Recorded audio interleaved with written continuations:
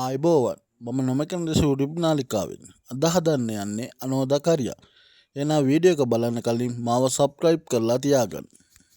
ඉස්සරම කටු අනෝද ගෙඩියේ පොත්ත අයින් කරලා සාමාන්‍ය ලොක් කෑලි වලට කපා ගන්න ඕනේ. මම අද අරන් තියන්නේ පැහිච්ච නැති අනෝද ගෙඩියක්. පැහිච්ච ගෙඩි ගන්නවා නම් අනිවාර්යෙන් ඇට ඉවත් කරලා තමයි අපි යන්න ගන්න ඕනේ. අපි මාළුවට ගන්න ඕනේ. ඒක හොඳට මතක තියාගන්න. පැහිච්ච එනි යනවා නම් ඇට අයින් කරන්නම ඕනේ. කටු අනෝද කියන්නේ ලෙඩ ගොඩකට හොඳම ආහාරයක්. ප්‍රතිශක්තිය වැඩි කරන්නට, රුධිරයේ සීනි මට්ටම පාලනය කරන්නටත්, ඒ වගේම ආහාර ජීර්ණය ක්‍රමවත් කරන්නටත්, අධිරුධිර පීඩනය පාලනය කරන්නටත් විශේෂයෙන්ම වැදගත්ම වන්නේ පිළිකා මර්ධන ගුණය කටුවනොද ගෙඩියේ තියෙනවා. ඔන්න එහෙනම් අපි කටුවනොද ගෙඩියේ පොතු ටික අයින් කරලා සාමාන්‍ය ලොකු කෑලි වලට කපා ගන්නවා. මෙන්න මේ විදිහට කපලා අරන් හොදලා ඇතිලි ගෙඩි ඉස්සරම කටුවනොද ගෙඩියේ කපාගත්ත කෑලි ටික දාගන්නවා. ඒකටම ඉස්සරම බීලුණු කපාගත්ත ටිකක් එකතු කරගන්නවා. අම්මිරිස් කරල් 4-5ක්, රම්පේ, කුණුතුපොතු ස්වල්පයක්, ඒ වගේම 3-5 කුඩු හැන්දක්, කහ කුණු හැඳි කාලක් විතර ලුණු රසායන එකතු කරගන්නවා. ඒකල අපි දිය කිරි ටිකත් මේකටම එකතු කරගන්නවා. මෙන්න මේ විදිහට දිය කිරි ටිකත් එකතු කරලා අපි මේක දැන් අපි තඹගමු. විනාඩි 15ක් 20ක් විතර මේ විදිහට හොඳට අපි මේක තැම්බෙන්න දාන්න ඕන. තැම්බුණාට පස්සේ මෙන්න බලන්න හොඳට තැම්බිලා තියෙනවා.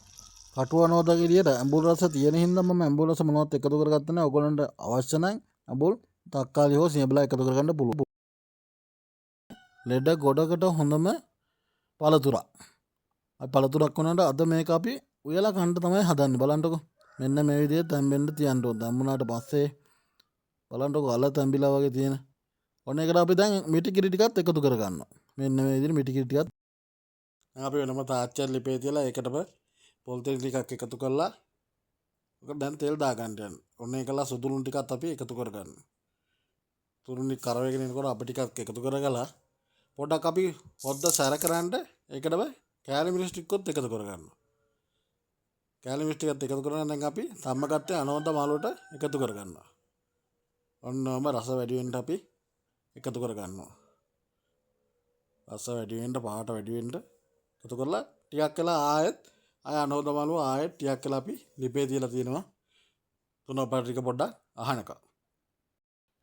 පිළිකා නසන දේශීය ඖෂධය. පළතුරක් වුණත් අද හැදුවමම මාළුවා. ඕගොල්ලන්ට ගෙදර මේ වගේ මාළුවක් හදලා කාලා බලන්න. ඒ වගේම ඒල රස ගුණ මට කමෙන්ට් කරලා තියන්න.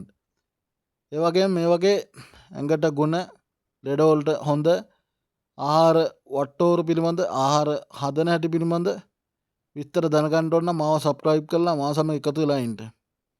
මේ වගේ තවත් වීඩියෝ එකක් අරගෙන මම නැවත හමු වෙන්නම්. ස්තුතියි.